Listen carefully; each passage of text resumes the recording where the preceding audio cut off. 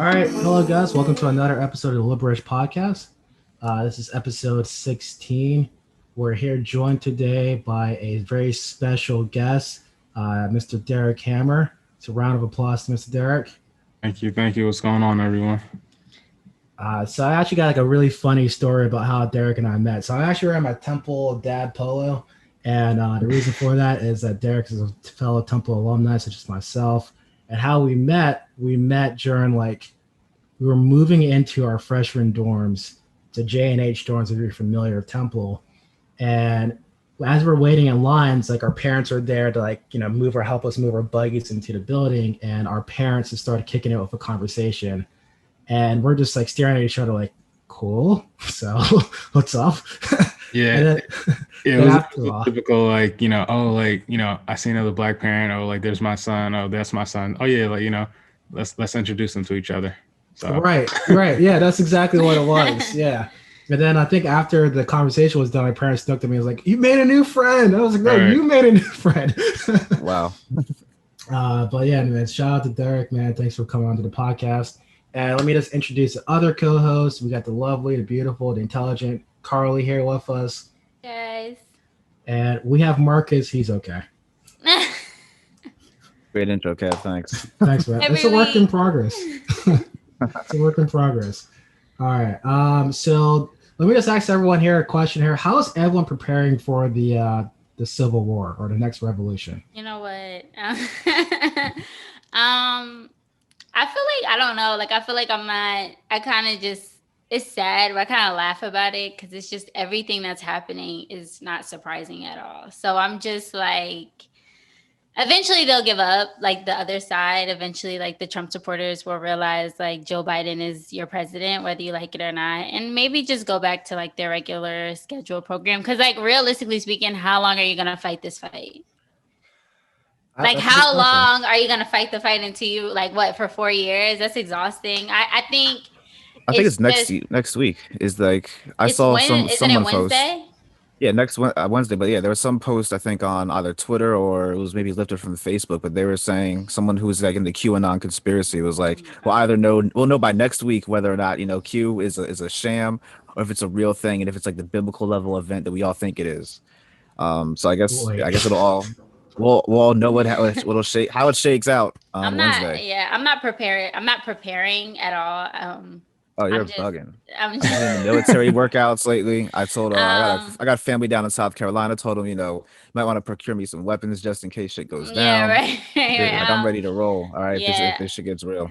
Look, man, I got my backup plan. I'm just gonna drive down to Miami or Fort Lauderdale Airport, take the first flight to Barbados. Yeah, and just camp out there. Just gonna abandon the country in our hour of need. Yeah, man. Why do you think there's black people in Canada? Where do you think they came from? Yeah, fair point.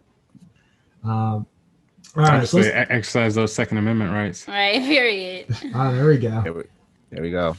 All right, so let's talk about what we're going to talk about for the remainder of the podcast. So we're going to talk about headlines, of course. We're going to talk about what's currently going on Capitol Hill. We're going to talk about the future of the Republican Party. And we're going to dedicate the remaining time of the podcast to, and you guys are going to hate me for this, I call it Hammer Time. Full name. Listen, no comment. Yeah, so just quick background there. So my name is actually pronounced Hammer, right? But I'm just from growing up playing sports, I've been called Hammer so much that I really don't correct people too often unless it's a specific. Wait, how do you pronounce it? It's Hammer. Hammer. Oh, Hammer. Yeah, oh. Yeah. Okay. But growing up playing sports, especially football, right? So I remember I'm a freshman in high school. They still put the tape across the helmets. And so, right, coach is like, oh, who's that kid over there? And he's like, Hammer, come over here. I was like, coach, it's Hammer. He's like, no, we ain't calling you that. It's like, Hammer's a much better name for football. And then that's how everybody started to get to know me. And it was like, D Hammer. And I was like, whatever. Okay, yeah. Just roll with it. Honestly, you can't be mad at that, though. You know what's funny about that is my name is intended to be pronounced Carly, but it just was so many times it got mispronounced that we just went with Carly. So I've just been Carly ever since. I prefer Carly anyway, so I'm cool with it. But I get the frustration. It's whatever, we'll go with it. Yeah. All right. So Marcus, Society are we pressure. pronouncing your name correctly? Let's just make sure we're saying everyone's name right. It's been pronounced Marcus by some people, but I prefer Marcus. No. Yeah. All right. Yeah. Marcus. How you doing? That's stupid. That is real stupid. That's dumb. It is. All right. Let's kick it off. Now, since we know everyone's names, let's kick it off with headlines. 16 episodes in, we're good on everyone's names. Oh my god, I might have to lose my hosting abilities. So. Getting everyone's names wrong for 16 episodes.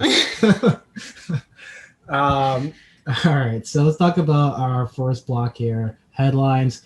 So let's start off some good news, actually. So Rick Snyder, the former governor of Michigan, he is going to be charged by the state's attorney general's office for his role in the Flint water crisis. Great. Yeah, seriously. That is great news. That is very great news. Great way to start it off. Yeah, for sure. I think the reason why it took so long was because we had to wait for the prior attorney general to leave office and then for a new attorney general to take in and actually do the job properly. So all eyes are going to be on that case. Hopefully we actually see some justice there. I hope so too. Last Friday, there was a nationwide strike with fast food workers demanding a $15 minimum wage. So shout out to them. Have you seen some of the stupidness that people have been I was just about the to $15 say minimum that. wage?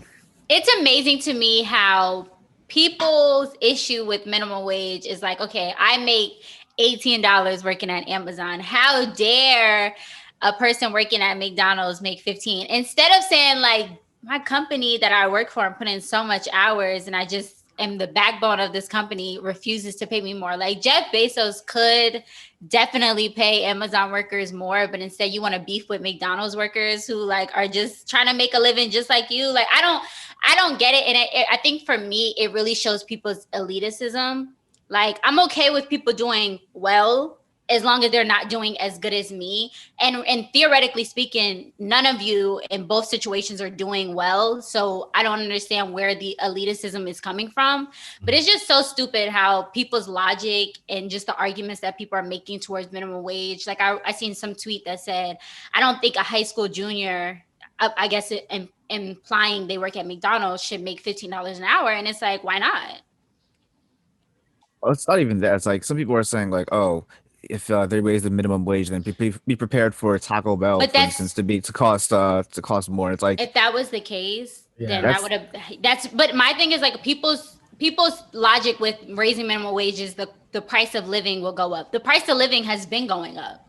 Yeah, so that's wages have not been kept steady with it at all. No, so it's like that shouldn't even be. That's not the biggest issue for me. I think this need to. First of all, if we're being honest, $15 minimum wage is like not even all that anyway. Like I feel like people deserve way more than that anyway. Because if you do the math, which I'm not gonna sit here and do it, I did it, but I can't remember. If you do the math, it doesn't level out. It levels out to like $30,000 a year. Yeah, it's in the low which 30s. is like nothing. That's nothing. Like you do the math, especially if you do someone who lives in New Jersey, like you're barely scratching the surface, if scratching the surface. So. Like you're not owning a home in New Jersey earning $31,000 a year. Like that's impossible. Not even. You can barely afford a 1-bedroom apartment with $30,000 a year. So because you have to add in other expenses. Like it's just your total income doesn't just go to your living situation. It goes to add in the fact that you might have kids. Like there's so many factors that go into someone's expenses. $30,000 is not doing anything for anybody. Yep. But maybe a high schooler. Can't forget about taxes either. Yeah, there you go. We'll cover that later. Exactly. That's funny. Okay, so Jamie Harrison, the guy that ran against, what's his name again? Lindsey Graham. He's going to become the new DNC chief of the National Party. Yep, good fundraiser. So not mad at the pick. Hopefully he's smart enough to implement some of the strategies that Stacey Abrams was able to execute in Georgia. Yeah, because he'll raise a ton of money though. Piggyback off of that, I do know he wants to focus more on like building up the state political parties, which I 100% agree with because that's where the real power is in the states, not really the national government. Yeah. Confident, hopefully that he implements the same, stuff that Stacey Abrams did.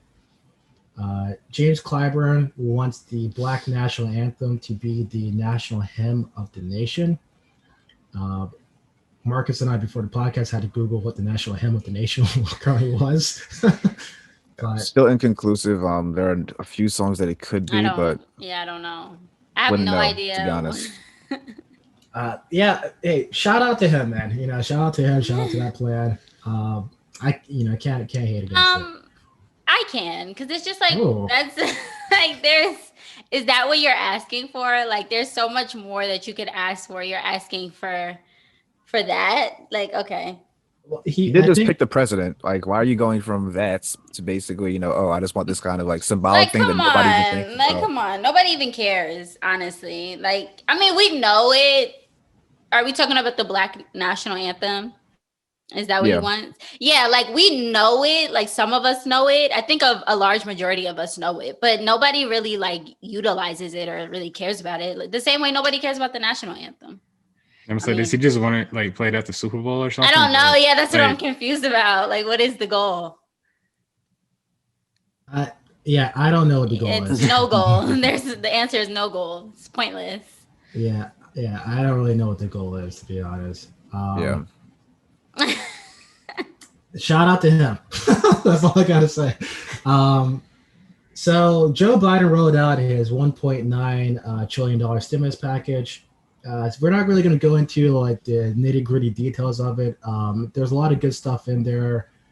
It's a lot more than what the Obama administration was pushing back when they were doing that financial crisis. The one thing I did want to way more. Yeah, apparently like listening to Republicans is not a good idea, and I'm glad that Joe Biden discovered that.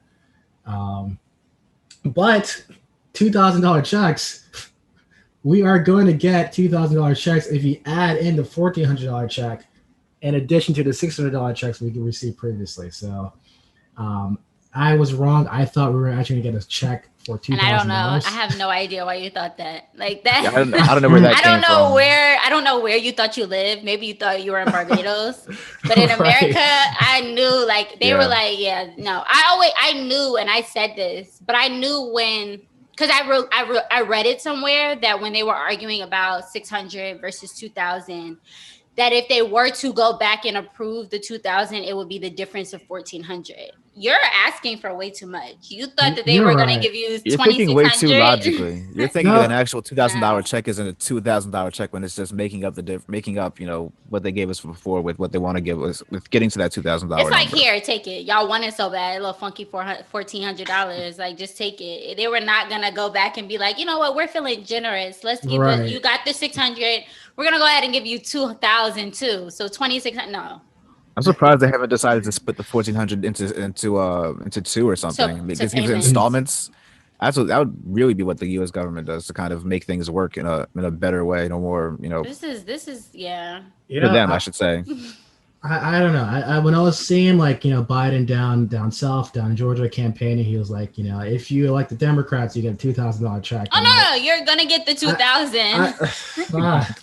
You're just not gonna get another 2,000. We're gonna give you 2,000. They already did 600, so we don't have to worry about that. Like, they took care of the 600 part. We'll go ahead and give you the 1,400s. And I guess if you compare the situations, like, at least you're going to get the 2,000, but it was like overzealous to believe that the government was going to give you more than they needed to. That would just be too kind. It would make too much sense to actually give people money during a financial crisis. That would just be that would be very un-American. I would be shocked if they ever did something like that. Right. No, you're right. And you know what? I'm just going to chalk this up as like karma for making fun of Marc's last podcast for getting the Attorney General pick wrong. This is what it was. So, yeah, karma. Yeah, it was just karma. So Marcus, what's your new name now? Marquet? No, that's still Marcus. We're not using that alternative pronunciation. No, we're leaving that in the past. So Marcus, unofficially, I apologize for making fun of you in the last podcast. I don't want any more karma to swing my way. Or the American I think people. You're good now. All right, thank you. All right, so let's move on. Let's talk about Capitol Hill, right? So if you go to Capitol Hill right now, we're recording this podcast on Sunday. If you go to Capitol right now, it looks like a fortress. There's upwards to about 20,000 National Guard troops. I think there's a little bit more than that have been deployed to DC. After the fact. Personally feel, after the fact, I feel so bad for these guys. Like, so bad for these guys. Because, like, at the end of the day, like, the National Guard was deployed because the cops fucked up. And, like, DC is one of the most heavily policed parts of our nation. And there was just multiple levels of fuck ups with the police, at the Capitol Police, at the federal police, that like we now need to call these guys who are weekend soldiers, like they have 9 to 5s, they have wives, they have like families, call them into DC to sleep, not even social distancing, on the Capitol floors. for people who don't know, the National Guard, they work a weekend every month and a week out of the year. Is that how they do it? Yeah. So so it allows a lot of people, it allows them to have like a completely separate career, a completely separate life from the National Guard. You serve your country like one every weekend a month, and then once a week a year. So it's really like a minimal obligation. And now you're kind of like full-fledged active member because of like some excuse my language, some bullshit that happened, which is, it still blows my mind that this was even a thing. Like, was I surprised? No, but like you said, Washington D.C. is not a state; it's a city. It's a large city, and it's almost like impossible for something like this to happen if it wasn't already like in the works. Which is why I feel like this was something that wasn't like an incidental thing. Like, it didn't just happen. It was like something that people had to be in on. People had to allow to happen.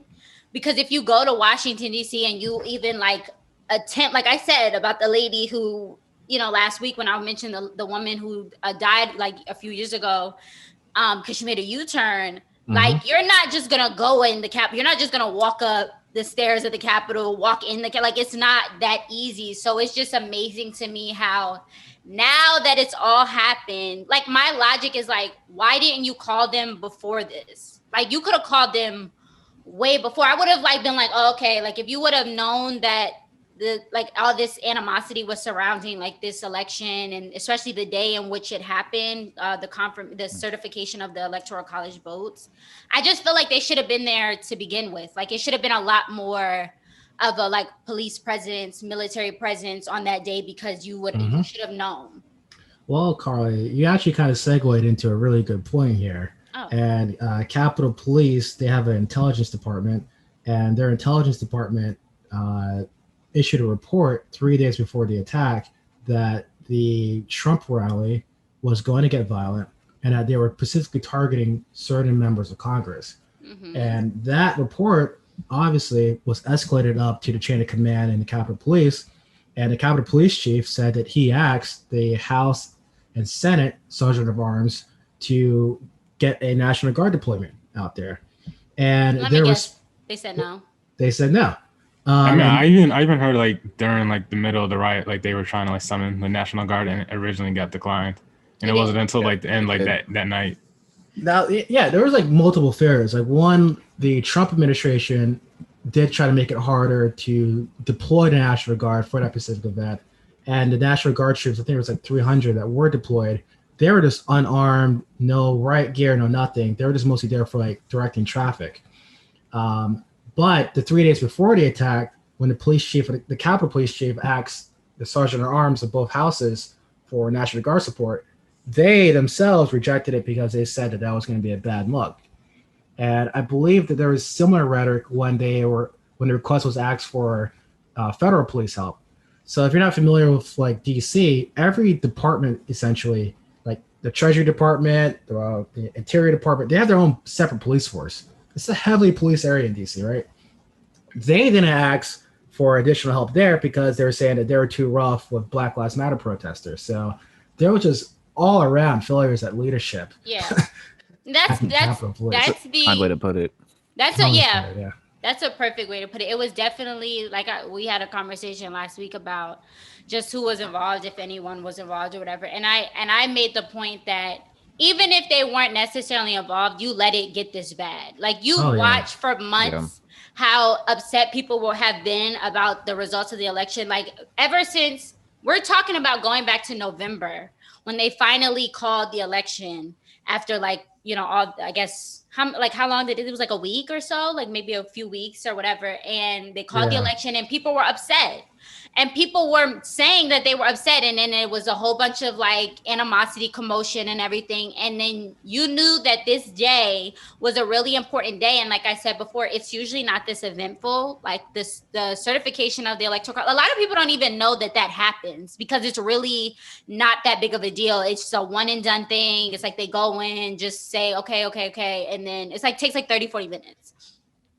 You knew that considering how strong people felt about this election, I just feel like it was a gross negligence on a lot of people's parts because they didn't do more to stop it. And then you have videos of people letting people in. You have people walking around and you see like people just kind of like letting it happen. And I'll give people the benefit of the doubt that, you know, maybe you froze up in a minute, but at the same time, it's like, it's kind of your job not to. Like, it's your job to do what you have to do, to use whatever necessary force you have to use. Because again, if it was Black people, you wouldn't have hesitated to use whatever force, to start shooting, to do whatever you needed to do to make sure that it didn't get as bad as it did. And I just feel like this country has, I'm gonna just call it what it is. It's like, you're basically just okay with like white supremacy and white supremacists and upholding this idea that white people can just be as violent and as out of control as they want to be because they're being patriotic. They care so much about their country and they're upset that their country is just going the way that they're upset about how the country is going. They're mad because the president, like,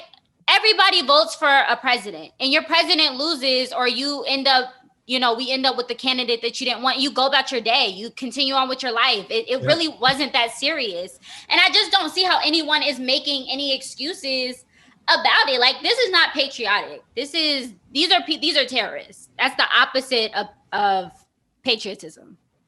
It's terrorism. Period.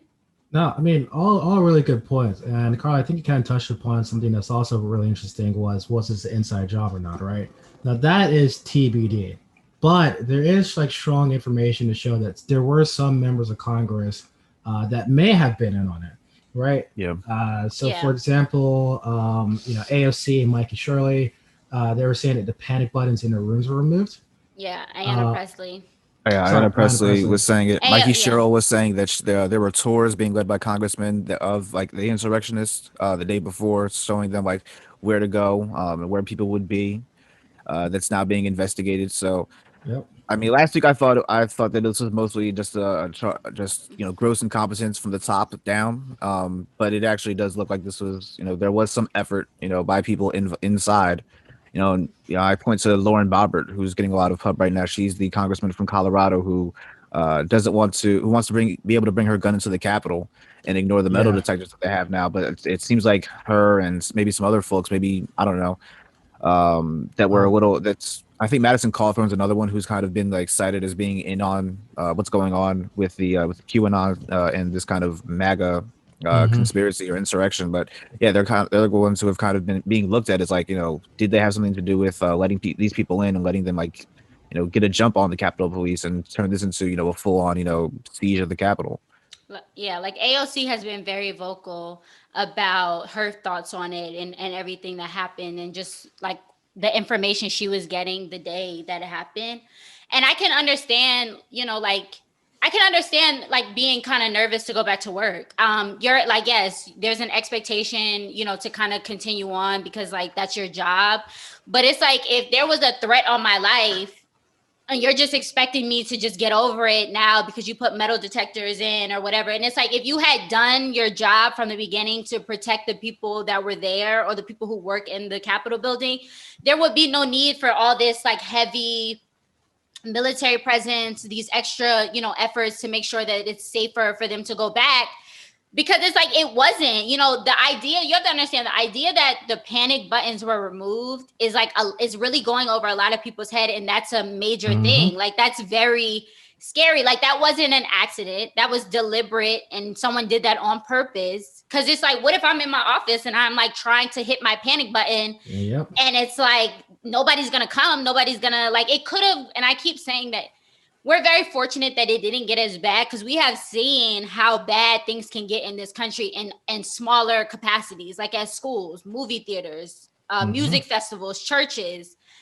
So if all those things can happen at everyday people, where everyday goers just go, and something similar has happened at the Capitol building, and it could have gotten a lot worse, and we're very lucky that it didn't. But I think a lot of people are really minimizing how much of a security threat this whole incident has been. No, I mean, I don't know if you guys saw like A.O.C's interview with Rachel Maddow. It was, I think Marcus's prediction that she's going to resign soon or not run again is very accurate, because you can just tell, like, she was literally she feared for her life. Like, she thought she was going to die like that day. Right. And like, she was just saying that like there was so much stuff that she couldn't say, but she said so much without saying it, if you know what I mean. Like, she was just fearful of other members of Congress. She thought she was going to die that day. Like, and when you actually think about A.O.C, right? Like, she's probably the most talked about person or member of the House of Representatives outside of like Nancy Pelosi, you know? Yeah. You gotta like fear for your life, like outside of like work. And also, I mean? and I also, didn't even realize she was in the building that day. Yeah. Also, you sign up for a job because you believe, and I feel like A.O.C, she's really not, older. She's like what, in her late 20s, early 30s. I think she's like her 30, late 20s, 31 or yeah, like something like that. You sign up because you believe in the work that you're going to do for the people that you're supposed to represent. And you put forth the effort. At least that's how I see it. I feel like A.O.C has been very passionate about, her role as a representative and just what she does.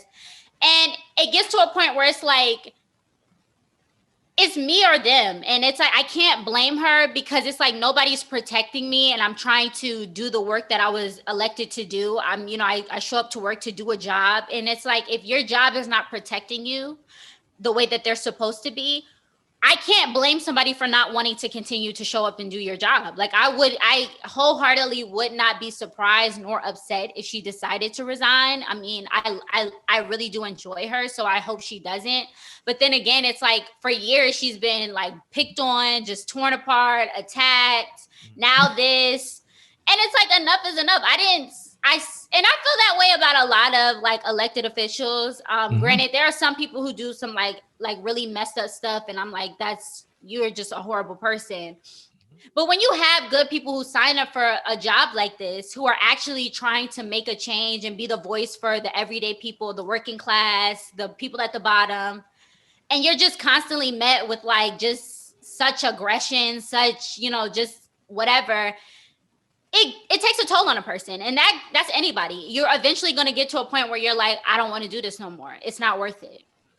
Yeah, and before we end this topic here, so Derek kind of brought up a good point. Like, he was like, I didn't know A.O.C was here, and the sheer magnitude of this was like, Derek, I'm not sure if you're familiar with like the State of the Union speeches, how every member of Congress is basically there. To certify the election, it was basically a State of the Union minus Trump. And the members of Congress that weren't there, they weren't there for like medical reasons. Like Chuck Grassley wasn't there because he had COVID. So like the sheer security breakdown of this, when like you can pretty much have an entire second branch of government in session, was just insane. Gotcha. So yeah, because it almost seems like in a way like they, like you said, like it was staged to the point where everybody, all the important people, were going to be there. Right. And what's funny? A lot of people have said that they didn't know what was going on. Like, I remember I was talking to like one of my friends, and I would say like from doing this podcast and just like from my undergrad, like I'm really like interested in like the news. So I tend to like kind of keep myself updated.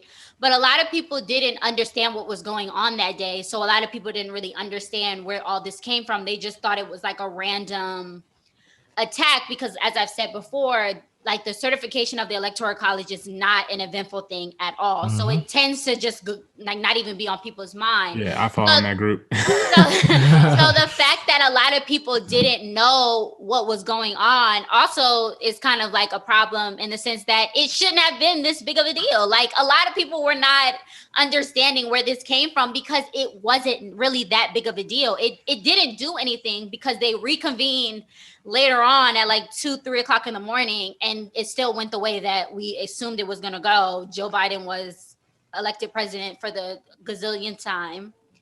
And it just goes to show that the outrage wasn't warranted. Like, I understand you're upset because you care so much about Trump. You're just such a diehard Trump supporter.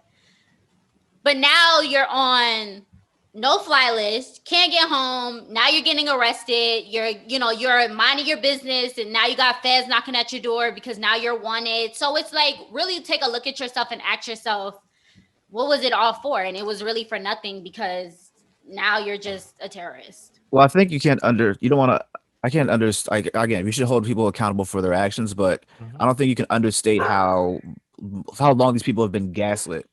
And it doesn't go back just to, the last 2 months of, post-election coverage. It's been like months and years even of having media outlets, of having technology. Like it's really like the last decade, really, if you really want to be real about it. But like these people have just been told time and time again that the media is lying to them, that institutions cannot be trusted, et cetera, and then now that was kind of taken to another degree in terms of getting them to take action by going to the Capitol and trying to make something happen. And you also like you said, is not a big deal.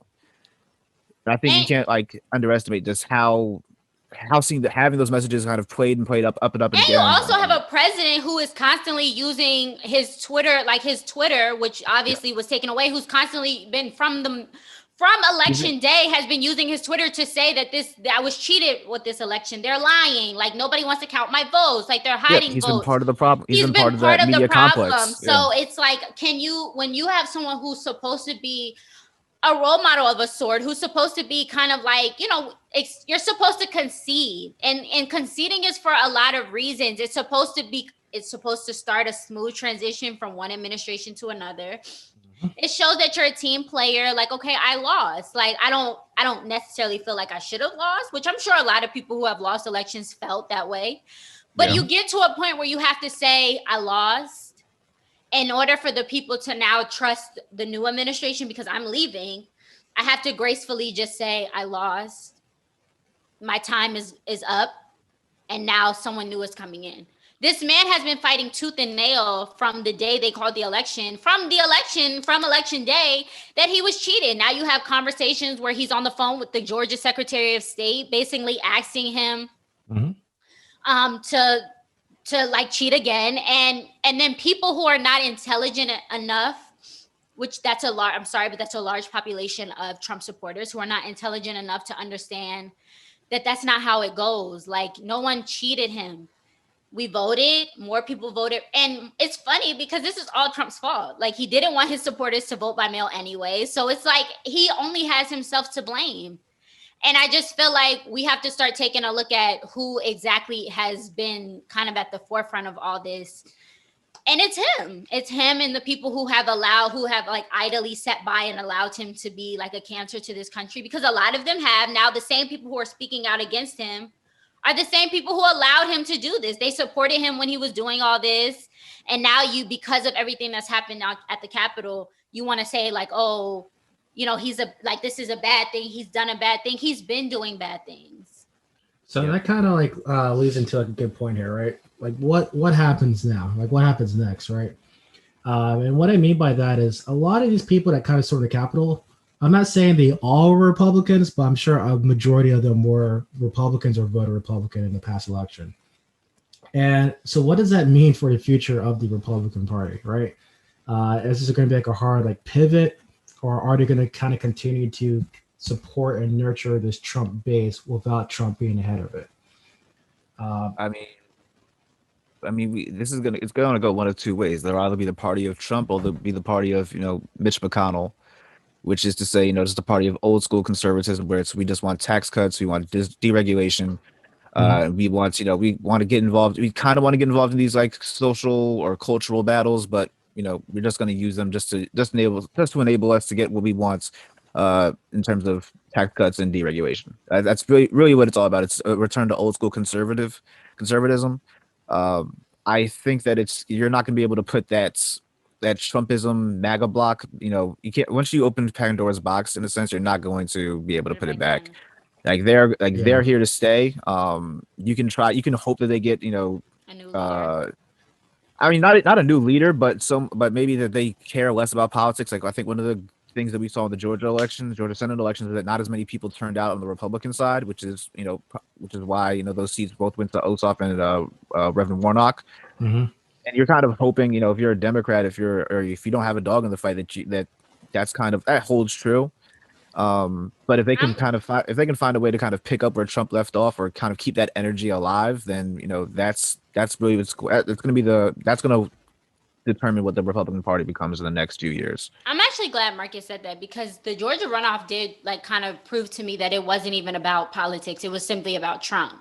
Because if they cared enough to kind of keep the Republicans in control, then they would have showed out more, so that it would have stayed with Perdue and Loeffler. But it has nothing to do with politics. It has nothing to do with the Republicans. It's really Trump. I guess once you remove Trump from the ticket, it was we don't care. Trump's not president anymore. So who cares?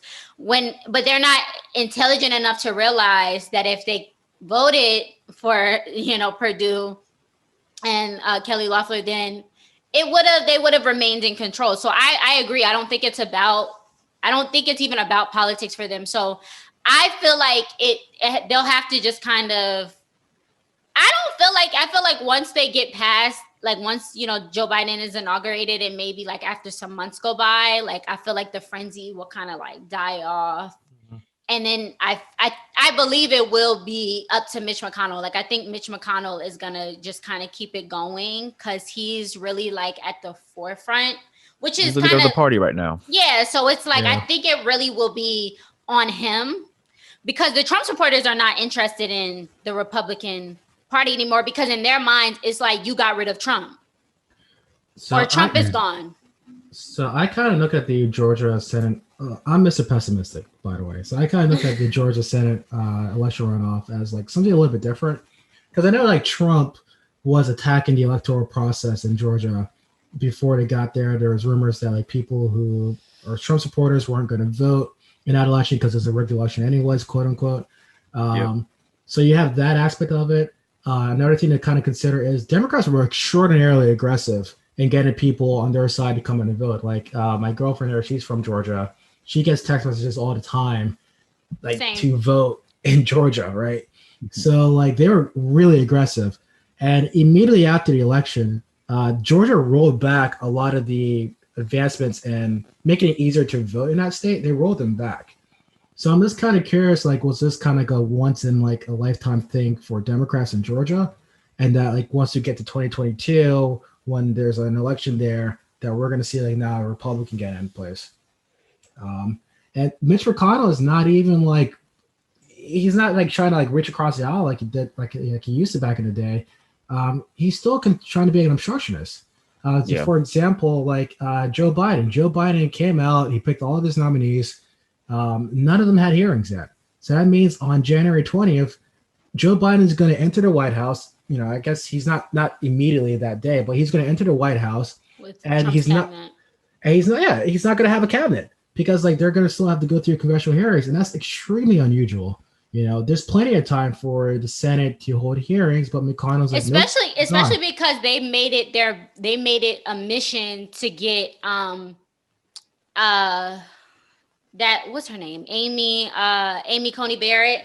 They made it a goal to get her confirmation. Ruth Bader Ginsburg, I don't even believe was in the ground when they started her confirmation hearings. No. And so I just feel when it's their stuff and when it's something that they want, they make sure that it gets done.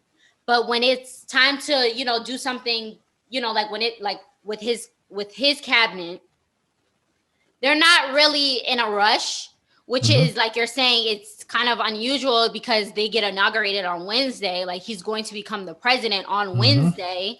Kamala's resigning on Monday from her Senate seat. And Yet when they go into office, they won't have any of their like people because they haven't had their confirmation hearings, which is a process. A lot of people don't realize it's a process that they have to go through. He doesn't just get to pick people and then it's like, okay, well, I want you, so you have to come. They have to go through a confirmation hearing as well. Yep. I think they're just being really, and I can't even say that they're being unusual. It's unusual because it's very like them to kind of like be hesitant to kind of like work with the Democrats. I think the Democrats are more willing to work with the Republicans or kind of like aid in getting things that the Republicans want to do, like just for the sake of getting something done.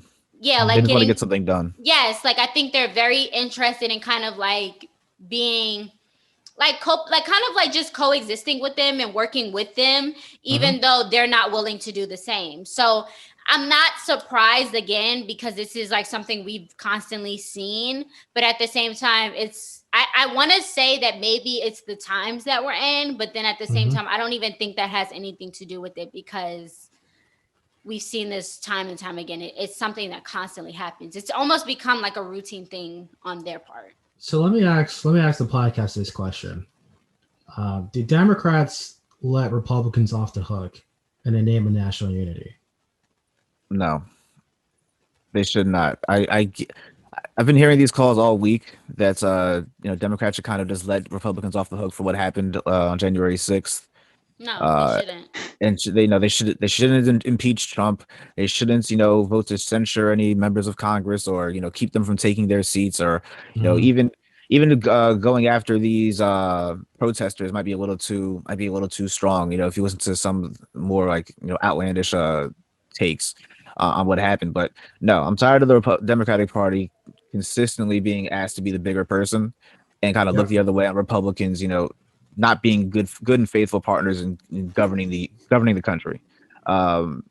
It's time for Republicans, to be held accountable for their actions. And if you're not going to be delivering value or delivering anything to the people, if you're going to be working to undermine that, you're going to be held accountable by voters. And I think if you're using your office in a way that's going to threaten the United States government ability to function, then you also need to be held accountable. And if that means being taken out of the equation, that means being removed, taking people like Lauren Boebert out of the office, or taking Hawley and Cruz out of office. And so that's the direction that we need to go in.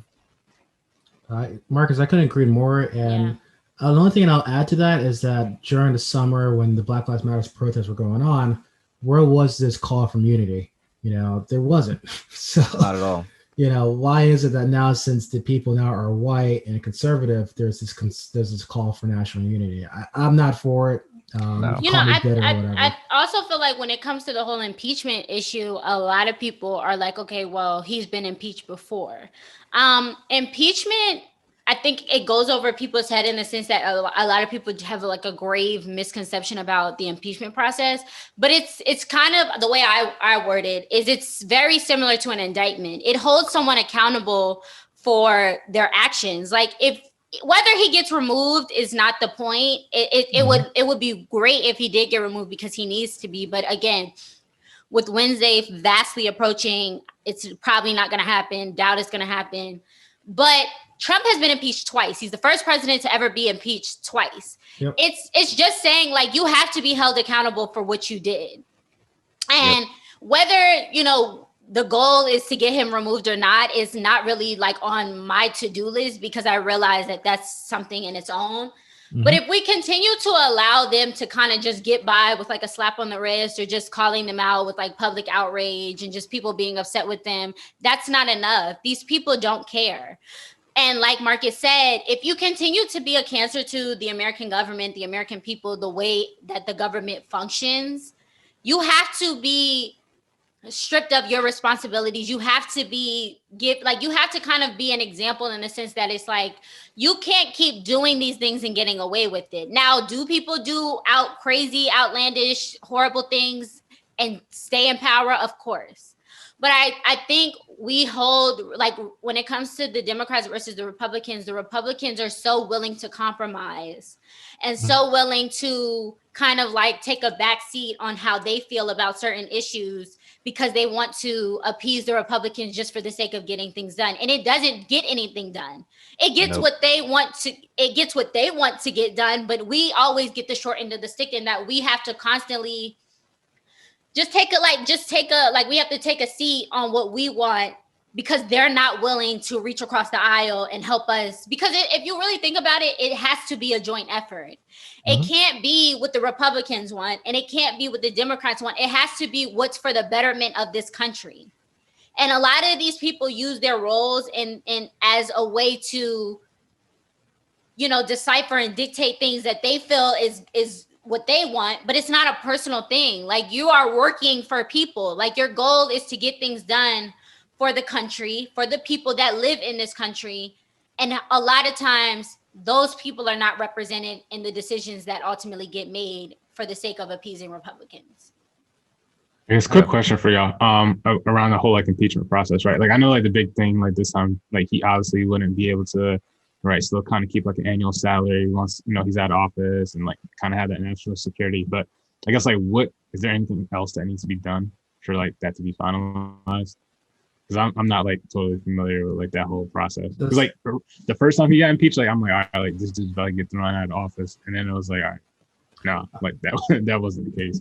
He has to be convicted for any of those things to happen, and what that means is so the impeachment is basically the House is saying that the president committed crimes, right? And the Senate is basically the jury.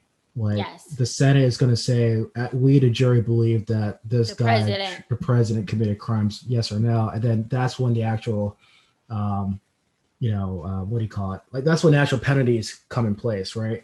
Yeah. And so in this scenario now, what's interesting about this is that, the first impeachment, only Mitt Romney voted to convict the president. And this second time around now, Mitch McConnell, who is the leader of the Republican Party, as Marcus mentioned, he is hinting that he's undecided. He believes the president committed impeachable offenses, but he's not sure how he's going to vote. It's very similar to when these officers who kill Black people get indicted, and you think it's a big thing. You're oh, they got indicted. That never happened. And then they have to go to trial. And then they're let go because they're not found guilty. It's very similar in the sense that the House has to say, you did something that was illegal, you committed a crime. And then the Senate has to find them guilty, and then they have to be convicted of something. But oftentimes it's just the impeachment that sticks and nothing else comes after it. Mm-hmm. So the goal for this time, because of the large, because of what has happened, he's been charged with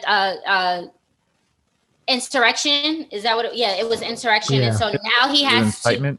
And so because it's such a big thing and a lot of people feel like the president is responsible, the goal in this time is for the Senate to stick to that and say he did do what we're saying he did, and he has to be held accountable. But I think they tend to drop the ball because a lot of people Trump has them in his back pocket. Right. And a lot of them are now saying that they're fearful to even, vote against him because they fear for their lives, or they're scared of what might happen to them. And so it's kind of like a waiting game at this point. We're waiting to see what happens, and it needs to happen because this is he has gone way too far this time. But there is also politics behind this, right? Because Donald Trump, despite this attack on the Capitol, he's still very popular within the party. Politicians, as Carly said, within the Republican side, are still rather afraid of Trump. So if Republicans in the Senate do move to convict the president, they can literally legally free themselves of Trump. So I am actually really interested that once this trial does go through, what the Republicans are going to do. Now, I'm not that hopeful, but I am really interested to see, because you can legally get this guy removed, because Trump has been hinting that he was going to run again in 2024. Yeah, if you can cut him out, then again, the Republican Party would be free of that. It would definitely limit his ability to kind of influence the party going forward. I'm sure he would always be there as a commentator and as basically a boogeyman, but his power would definitely be substantially lessened. And then who was really positioned to kind of take up the mantle of Trumpism? I don't think there's anyone in the Senate who could take that up. There's maybe, I don't know, maybe there's someone in the House, but I don't think anyone, again, so much of Trumpism is kind of based on him being a political outsider, someone outside of Washington, D.C. And I don't know if there's anyone who can kind of step into that void once he's gone, even, his family members. There's no one really positioned to do that. There's going to be someone. I mean, I know Hawley's getting a lot of crap right now, but Hawley can step into that position.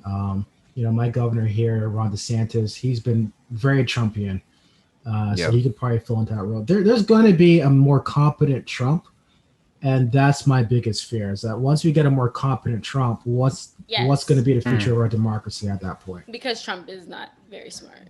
Right. So to add intelligence on top of everything that he's done, it's kind of like we've been able to kind of like, I think intelligent people have been able to laugh at Trump because it's just like, you're so stupid. And people just believe you. So what Keith is saying, in the sense that we will have someone who is knowledgeable in politics or just knowledgeable in general, who will fill in that component of it, but then continue on with whatever Trump else was doing, is very dangerous to even think about. And I employ people to think about it like, Trump's not very bright.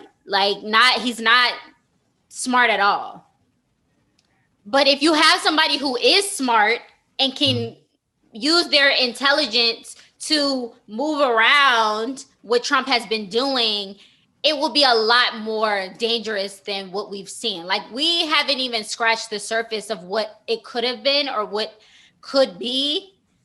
And so I hope that as the 4 years go on and we, kind of settle into a Biden administration, because we have like a little ways to go before candidates start entertaining the idea of running for president in 2024.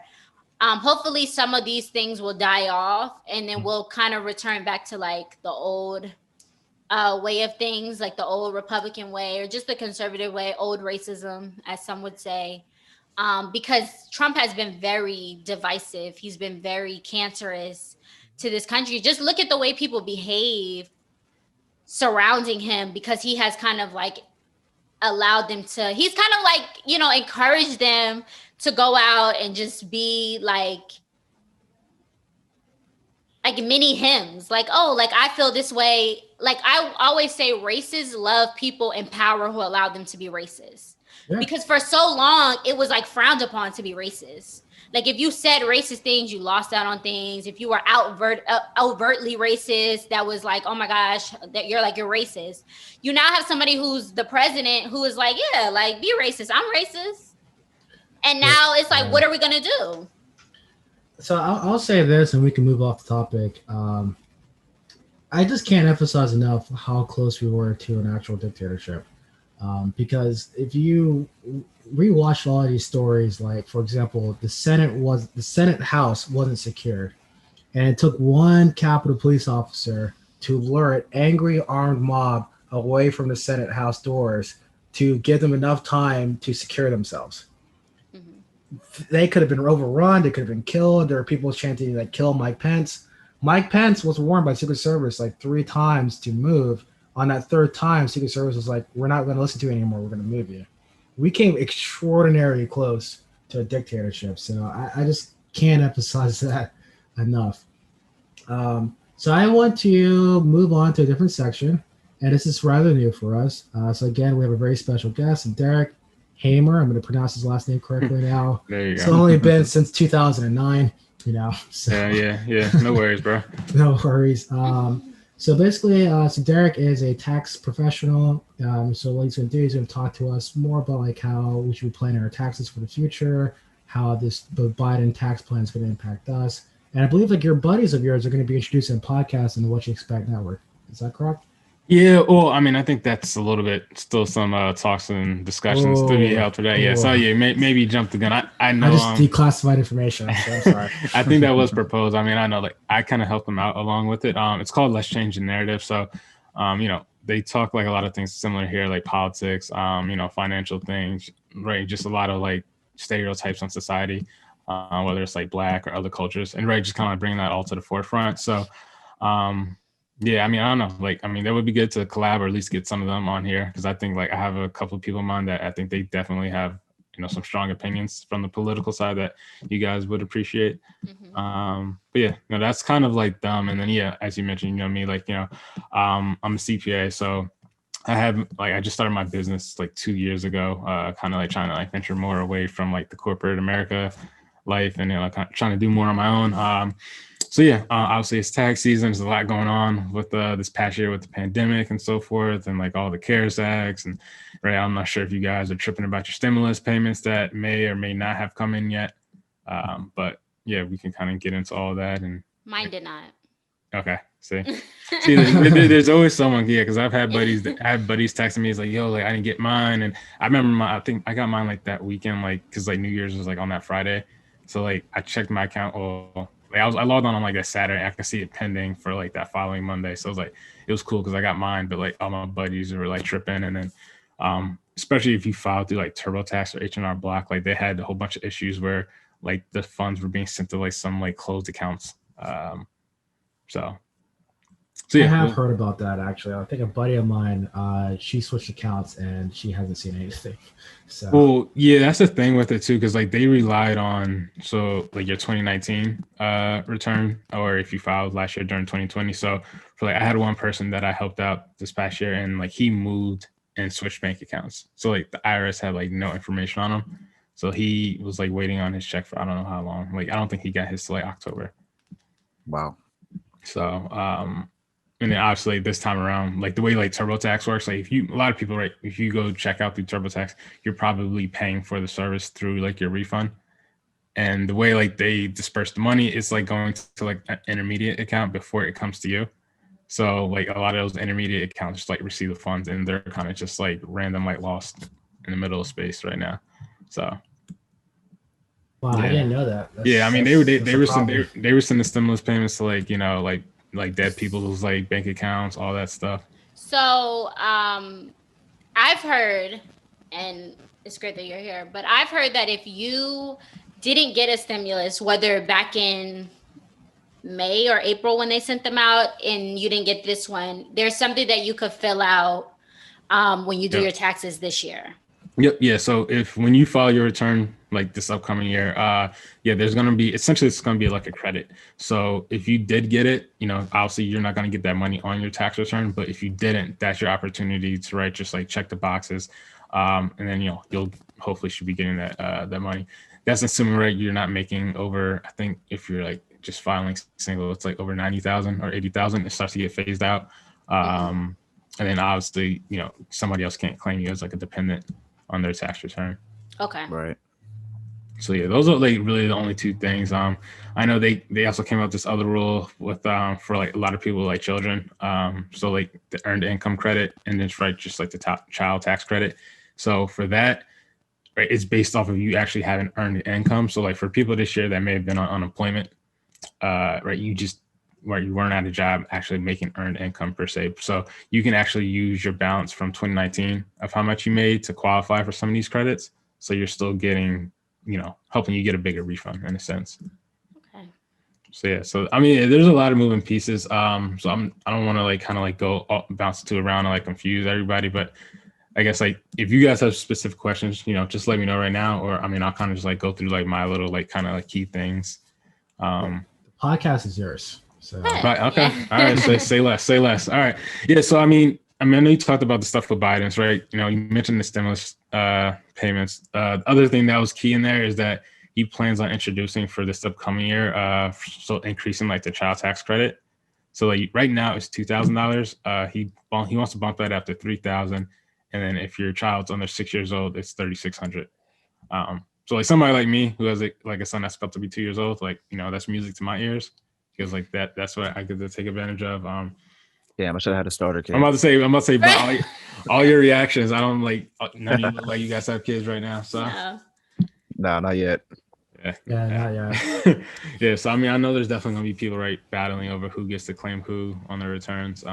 That's messy. Yeah. Yeah. Good luck with that. I mean, yeah.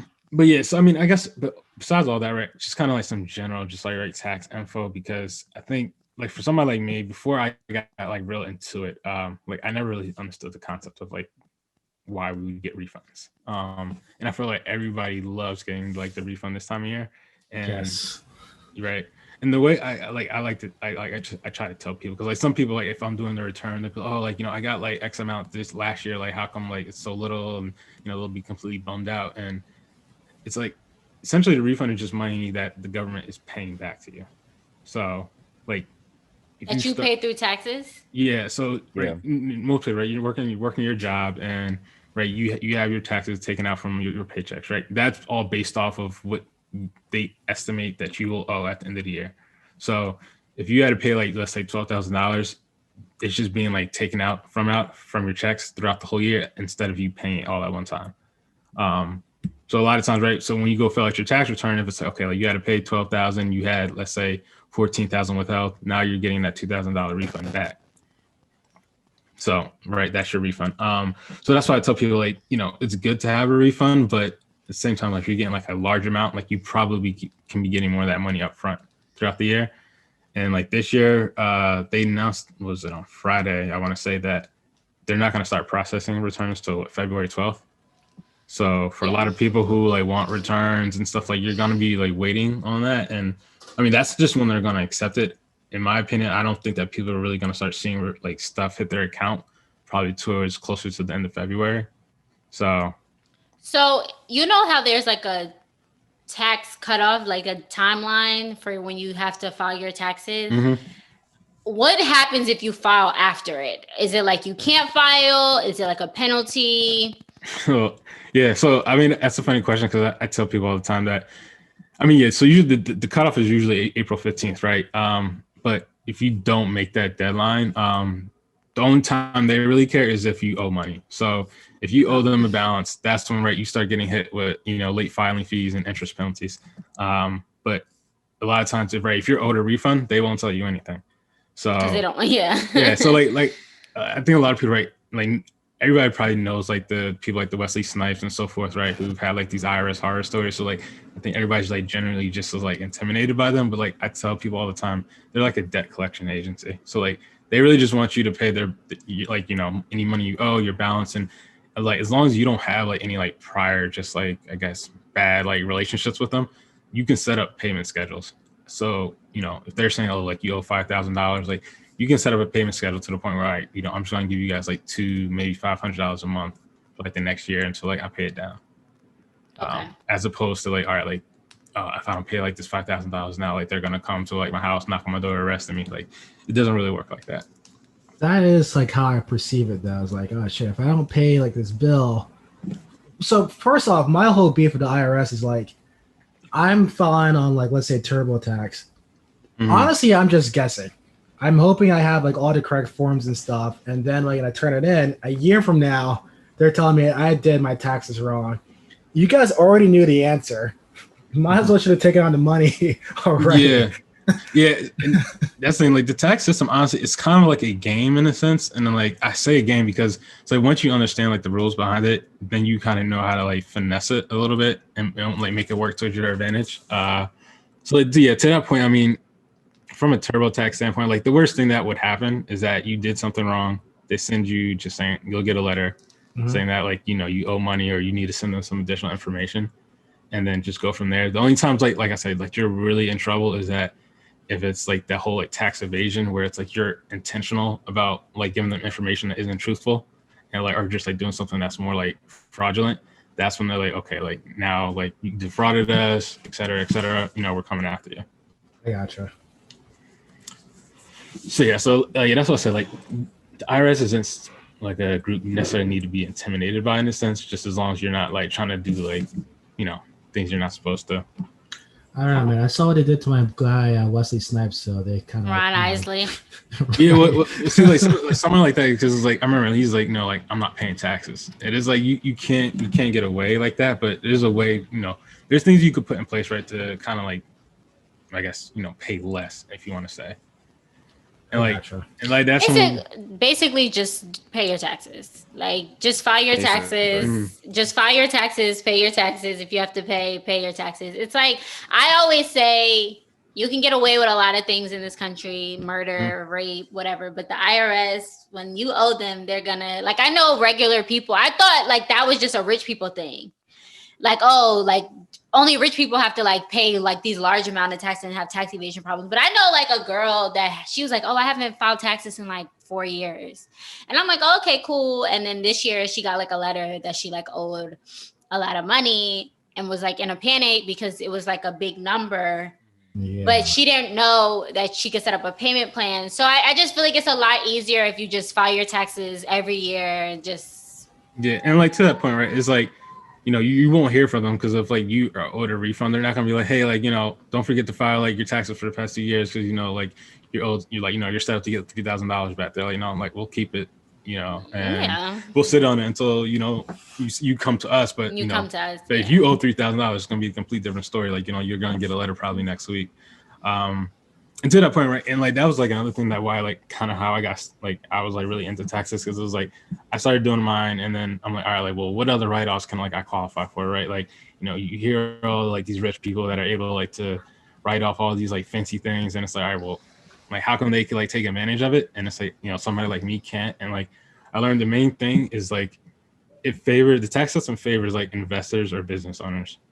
So essentially, right, like if you have somebody else paying you, you're getting like a W-2, there's really not so much that you can really do to like, you know, I guess take more deductions and get more credits outside of, you know, like maybe just like paying property taxes, having children. Like those are probably like, right, some like the big things like student loan interest. But let's say when you actually like, you know, run a business, you can essentially start mixing like your personal funds.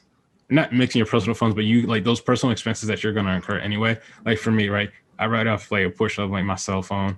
Yeah. Like, I mean, we're just, you can blur the lines basically between like your personal life and your business life, like where that line is a little blurry, you can then kind of expense those things in a sense. Is that what you're saying? Yeah, because it's essentially like, I mean, the IRS, like their code pretty much says like you can write off anything that's ordinary and necessary to run your business or right in the pursuit of you making money. So, And right, and today, and so right, a lot of people, right, you're on your cell phone, just, you know, this is like my personal phone. Like I don't have like a separate, like just one just for like my business, but right. So I do everything off of like my phone. So like I'll write off like a certain percentage, like not the full thing. Cause right, obviously I still probably use some of it for like my personal use, but right, it's definitely used for my business. You know, I work out of my home. So like, you know, I write off like a certain amount for like my utilities, like things that I'm paying for like electricity, gas, internet, things like that. Well, when you explain it that way, that makes sense. Yeah. So like, and that's the thing. And it's like, you know, when you take it to like a bigger scale, you know, then that's when, you know, when you actually have like an operating business, then you can start taking advantage of like things as far as like travel or like, you know, for example, if I had like a conference to go to, or if I found like a business purpose to, let's say, go down to Florida, I can write off pretty much like my flight, my hotel, like basically majority of my expenses while I'm down there. Okay. You know, so it's like those little things, like those are kind of like the little hacks that like people like, you know, are able to get away with. Like I had like my aunt, right? So her and her husband kind of had like a CBD business, and you know, she called me like, I guess I want to say it was like a couple months ago. And she was like, yeah, you know, my husband, like, he just bought like, you know, I think like $300 worth of fish, like whatever. And she was like, can he write that off? And I was like, well, I'm like, are you about to eat with anybody? And she had like this one woman who was like a family friend who like was doing consulting for him. And essentially, like, I guess I was like, yeah, just find a business reason to talk to her about. And if she's coming over, like, you guys be able to write like at least half of that off. Like a business dinner. Yeah, I mean, well, so I'll put it like this: like when I say business dinner, you just have to like have a business purpose for it, right? And document. Right. Yeah, right, it's a business meeting, so yeah, because it kind of and you're just eating. Covered.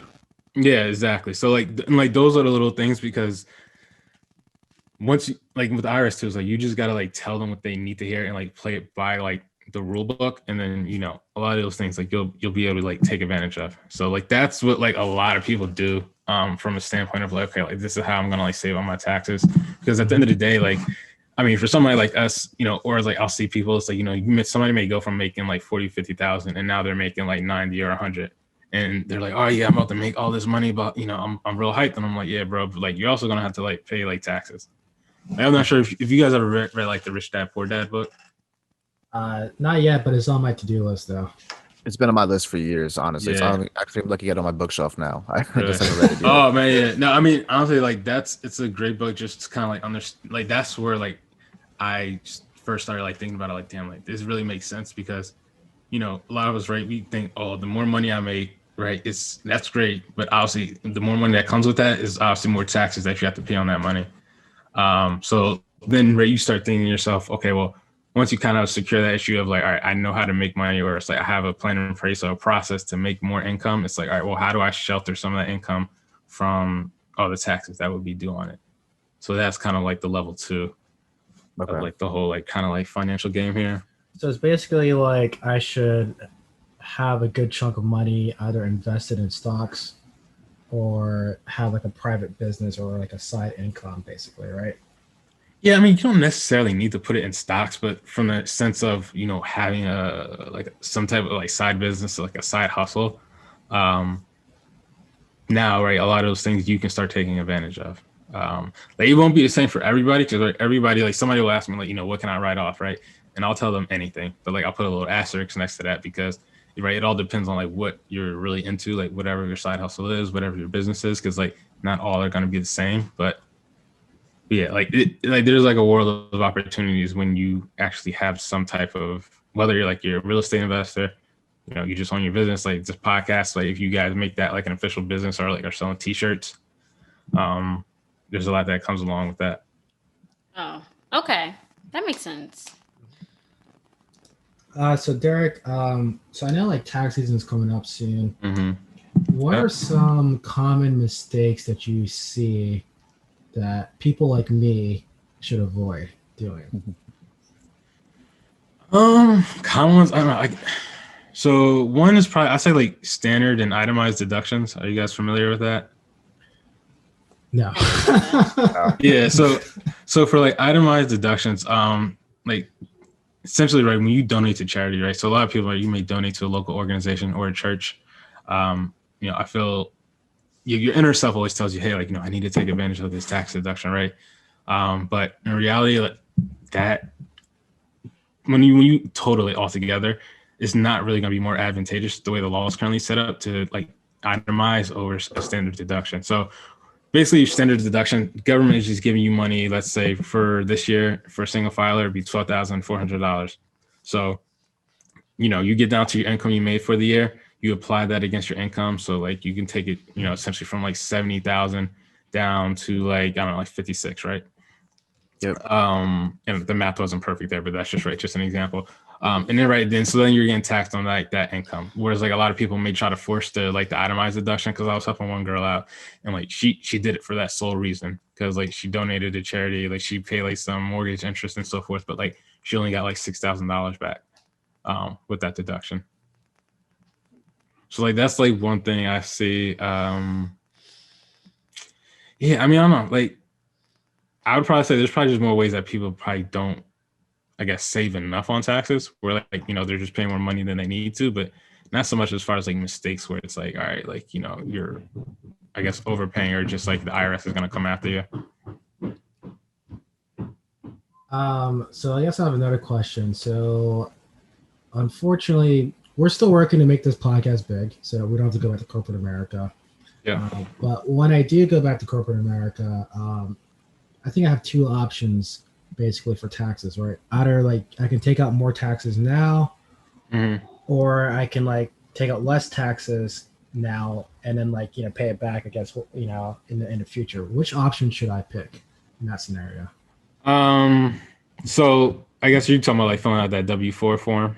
Yeah. See, I don't know nothing about taxes. So yeah, actually, I need it. I've been meaning to like just put like a little video on my social media, because I know a lot of people ask about that, and it's one of those things where it's like I need to be able to like walk you, like actually have the copy in front of me and walk people through it, because talking through it's going to confuse myself if I don't see it in front of me. So I know other people aren't going to be able to understand if I'm trying to articulate it, but ideally, like I said, some people like getting the refunds. Other people are comfortable of like, you know, if I had to pay the IRS a little money at the come tax season, I'm fine with that. I would say just like the biggest thing, if you are going to, you know, go for like the second option of like, I'll pay them their money, you just have to be mindful that you may have to make estimated payments throughout the year, because when you get to the point where you owe them more than like $1,000, then you start accruing like interest and penalties because you didn't pay that money like more timely throughout the year. Essentially, like they just don't want people like having like a large tax balance come tax season and then giving excuses for like why they can't pay the money. I got you. That makes sense. Yeah, that does make sense. So Derek, you did mention your social media. I don't think you dropped your social media handles here. Oh yeah. So yeah, it's just so yeah, name of my business is just Hammer Consulting. So basically, like since we were right back and forth with the hammer versus hammer, I tell people it's spelled hammer with one M and then consulting. So yeah, I'm mainly on Instagram, Facebook. I'm not sure. Do you guys have like specific? I know you got the what you expect social media. Did you guys have like? We have Instagram. Well, no, we have Twitter. Okay. We have Twitter. We have a Twitter account, but yeah. So yeah, that's it. So hammer with one M. It's sad that you have to break it down so simple for people. Yeah, people like me, right? It's cool. Listen, it's like I've gotten accustomed to it. But yeah, so yeah, I obviously, right, because I know like I'm kind of coming up. I gotta kind of like jet soon, but like obviously, you know, I'm there if you guys have questions. You know, if you know somebody needs to get their taxes filed, send them my way. I do $50 referrals. Okay. So yeah. Okay. Thank you. That's great. Man. Yeah, thank you so much, man. I learned a lot. Thank you for joining us. Yeah, no problem. Yeah, I mean, obviously there's gonna be a lot more to be covered, and like, you know, depending on like what your avenue is in life and like, you know, what kind of career field you're in. But yeah, feel free to reach out to me if you guys have more questions, and you know, just thanks for having me on here. No, I'm going to reach out to you like after this podcast because this is like he's gonna need help. Student. Yeah. So like, I'm gonna reach out to you now, but after this podcast though. Yeah, no problem, man. Yeah, no, that's the thing, because I realized it was like a lot of people just like, I mean, like I said, I didn't really understand taxes until I got to the point where I was like, all right, I was like, I'm a CPA, and yeah, I don't feel like paying somebody else to do it, so I might as well teach myself, and then it just kind of gradually built on top of that. Yeah, it should be something that should, at least like the basics should be taught like in high school, and it's not. Well, see, the thing, college too, like it's true. So the thing was like, I feel like when they teach you that in high school, it's gonna go against like over your head. The whole, well, not even that, the whole education system, because right, the whole idea is like, you know, to work for like, you know, go to college, right, get a job and work for people. Right. If they teach you the tax system and like how you're gonna like save on taxes, you're gonna see more people start to venture like, you know what, let me go start my business, let me go do my side hustle. But that's a whole nother topic and discussion. That's a whole nother podcast. Mm-hmm. Yeah, it is. I never really thought about that. All right, so Derek, we know that you have to go. I can hear like your little one running around up there. Oh, could you guys hear that? I'm sorry if y'all we didn't want to make it awkward. It's okay. Oh my bad. Yeah. I know he was crying for like a little bit at some point. So I was like, I can't see the reactions like indicating that. No, because you didn't have a reaction. Like you seemed completely unfazed I was trying not to give it away, but yeah, I was like, I didn't even recognize it. No, I didn't. Yeah, man. So yeah, we got it. You know, so this concludes episode 60 of the Liberalish podcast. So we want to thank everyone, our first-time listeners, some new listeners are coming in. Like I always say, every podcast, we're trying to grow this thing. So please, if you like this episode, share it with a friend, share it with a family member. You know, help us grow this thing.